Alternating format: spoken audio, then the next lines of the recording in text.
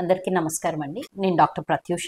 నేను MD DM rheumatologist. I'm chief consultant in Pratyusha rheumatology care. So ఇవాళ నేను మీకు ఆటో ఇమ్యూన్ డిసీజెస్ లేదా వాతం జబ్బుల గురించి కొన్ని బేసిక్ ఫ్యాక్ట్స్ చెప్దామని అనుకుంటున్నానండి. సో చాలా మందిలో ఒక డౌట్ ఉంటుంది, వాతం జబ్బులు అంటే ఏంటి లేదా ఆటో ఇమ్యూన్ డిసీజెస్ అంటే ఏంటి అండి. మన బాడీలో ఒక సిస్టమ్ ఉంటుంది, ఒక వ్యవస్థ ఉంటుంది. దాన్ని రోగ నిరోధక శక్తి లేదా ఇమ్యూన్ సిస్టమ్ అంటాం. సో దాని పని ఏంటంటే మన కంట్రీకి సోల్జర్స్ ఉన్నట్టు. సో బయట నుంచి మన మీద ఎవరైనా అటాక్ చేస్తే వాళ్ళకి అగెనెస్ట్ గా ఫైట్ చేయాలి. Let it be viruses, bacteria, fungi, ఏ రకమైన క్రిములైనా కానీ వాటి నుంచి మనని ప్రొటెక్ట్ చేయడానికి బాడీలో ఒక సిస్టమ్ ఉంటుంది. దాన్ని మనం ఇమ్యూన్ సిస్టమ్ అంటాం. అయితే కొంతమందిలో ఎందుకు జరుగుతుంది అనేది తెలియదండి. ఈ ఇమ్యూన్ సిస్టమ్ అనేది మన బాడీలో సెల్స్ నే అటాక్ చేయడం స్టార్ట్ చేస్తుంది. లైక్ మన కంట్రీ సోల్జర్స్ మన్ని షూట్ చేసినట్టు అనమాట, విచ్ షుడ్ నాట్ హ్యాపెన్. ఎందుకు జరిగింది దట్ నోబడీ నోస్ అండి. Mostly genetic fact. సో ఇట్లా జరిగినప్పుడు మన బాడీలో రకరకాల లక్షణాలు చూస్తూ ఉంటామండి.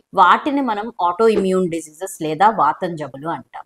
మోస్ట్ కామన్ గా అవి అటాక్ చేసేది జాయింట్స్ నండి. బట్ శరీరంలో చాలా అవయవాలను అవి అటాక్ చేయొచ్చు. సో ఇన్ డెప్త్ వాటి గురించి మనం అప్కమింగ్ వీడియోస్ లో తెలుసుకుందాము.